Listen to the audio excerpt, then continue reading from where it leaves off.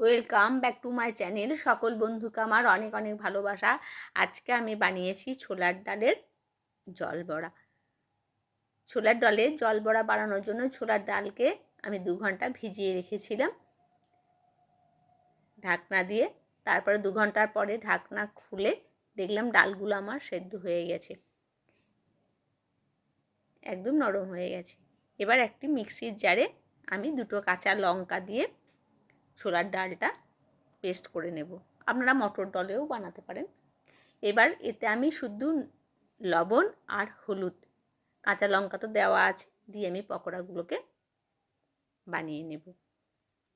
তেলটা যখন আমার গরম হয়ে গেছে, একে একে পকোড়াগুলোকে দিয়ে আমি বানিয়ে নিয়েছি। আর ডালের পকোড়া বানানোর সময় কিন্তু খুব কম পরিমাণে জল দিয়ে কিন্তু পেস্ট করে নিলেই ভালো হবে, নাহলে কিন্তু নরম হয়ে যাবে বেশি। পকোড়া আমার বানানো হয়ে গেছে। এবার আমি নেব ঝিঙে।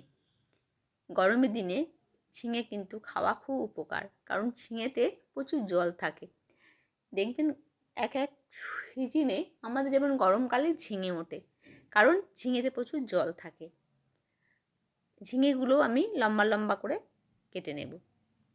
তো গরমের দুপুরে হালকা পাতলা মশলা দিয়ে এইরকম ঝোল যদি থাকে তাহলে কিন্তু খুবই উপকার। আর ছোলার ডাল তো আমাদের খাওয়া সত্যিই ভালো, সেই জন্য। আর ঝিঙেতে প্রচুর পরিমাণে জল থাকে, কারণ ঝিঙেটাই যখন আমি রান্না করব তখন আর এক্সট্রা জল লাগবে না, ঝিঙের জলেই কিন্তু রান্না হয়ে যাবে। আর এতে আমি একটা আলু দেব। আলুটা আপনারা দিতেও পারেন, না দিতেও পারেন। আবার এতে অনেক রকম সবজি দিয়েও কিন্তু এটা করা যায়। যদি কেউ একটাই সবজি করে তাহলে কিন্তু এই একটা সবজি দিয়েই কিন্তু এটা করা যাবে। সাথে যেহেতু ছোলার ডালটা থাকছে সেহেতু কিন্তু খেতে খুব ভালো লাগবে। অনেকে কাঁচা ডাল দিয়ে বানায়, কিন্তু আমি কিন্তু এটা পকোড়া বানিয়ে নিয়ে কিন্তু আমি এটা বানাচ্ছি। কারণ অনেক সময় কি হয়, হয়তো ফেটানোটা কম বেশি হয়ে গেলে কিন্তু বড়াগুলো শক্ত হয়ে যায়। সেই জন্য আমি কিন্তু পকোড়া বানিয়েই জল বড়াটা বানাচ্ছি। ফোড়ন দিয়ে দিলাম। ফোড়নের যখন মিষ্টি গন্ধটা আমাদের বেরিয়ে যাবে তখন আমি আলুটা ভেজে নেব। আলুটা যখন আমার ভাজা মোটামুটি একটু হয়ে যাবে, আমি ঝিঙেটা দিয়ে দেব। একটাই তরকারি, সেটা আপনারা আরও সবজিও দিতে পারেন। আর গরমের দুপুরে এই সবজিটা খেতে খুবই ভালো লাগবে, কারণ হালকা পাতলা মশলা দিয়ে বানানো হচ্ছে। এতে মশলা দিতেও পারেন, না দিতেও পারেন, কিন্তু আমি একটু আদা বাটা এতে দেব। হলুদ আর নুন দিয়ে যখন দিয়েছি তখন কিন্তু একদম জল বেরিয়ে যাবে, আলুটা কিন্তু ঝিঙের জলেই সেদ্ধ হয়ে যাবে। তো একটু ভালো করে আমি নেড়ে নিচ্ছি, কারণ ঝিঙে একটু ভালো করে বানালে কিন্তু খেতে ভালো লাগবে।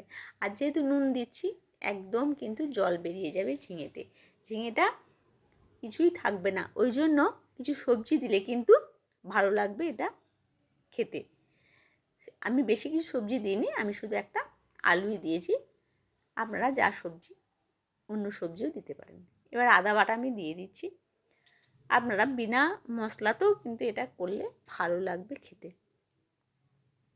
একটু আদাটাকে একটু হালকা করে নেড়ে নেব, তাহলে কিন্তু মোটামুটি আমাদের কিন্তু আলু নরম হয়ে গেছে। এবার কাঁচা লঙ্কা দুটো দিয়ে দেব। কাঁচা লঙ্কার গন্ধটাও ভালো লাগে, আর হালকা পরিমাণে ঝাল হলেও ভালো লাগবে। এবার আমি একটা ঢাকনা দিয়ে দিলাম। ঢাকনাটা যখন খুলবো তখন দেখা যাবে আলুটা আমার সেদ্ধ হয়ে যাবে। আর আলুটা আমি একটু ভেজে নিয়েছি, আর যেহেতু ঢাকা দিয়ে বানাচ্ছি সেহেতু কিন্তু আলুটা একদম নরম হয়ে গেছে। এবার অল্প পরিমাণে জল দিয়ে দেব, কারণ আমি যেহেতু পকোড়াগুলো দেব, পকোড়াগুলো কিন্তু জল টেনে নেবে, সেই জন্য আমি কিন্তু একটু জল দিয়ে দিলাম। এবার মশলাটা একটু ফুটে উঠলে আমি পকোড়াগুলোকে একে একে দিয়ে দেব। তো বন্ধুরা, এটা কিন্তু খেতে খুব ভালো লাগে। তাতে আবার গরমের দিনে আলুটা আমি রেখে নিলাম, আলুটা কিন্তু নরম হয়ে গেছে। তাহলে কিন্তু আমার রান্না হয়ে এসছে। সেই জন্য পকোড়াগুলো আমি দিয়ে দিলাম। পকোড়াগুলো পুরো কিন্তু জলটা টেনে নেবে। সেই জন্য আপনারা যদি ঝোল ঝোল রাখতে চান তাহলে কিন্তু একটু বেশি পরিমাণে জল দেবেন, কারণ আলুতেও জল টানবে আর পকোড়াতেও কিন্তু জল টানবে। তো বন্ধুরা, আমার রান্না হয়ে গেছে। এবার একটা আমি ঢাকা দিয়ে কিছুক্ষণের জন্য রেখে দেব। তারপরে এসে আমি সার্ভ করে দেব। তো রান্না আমার রেডি। এবার আমি নামিয়ে নিলাম। ভালো থাকবেন, সুস্থ থাকবেন। দেখা হবে আবার পরবর্তী ভিডিওতে।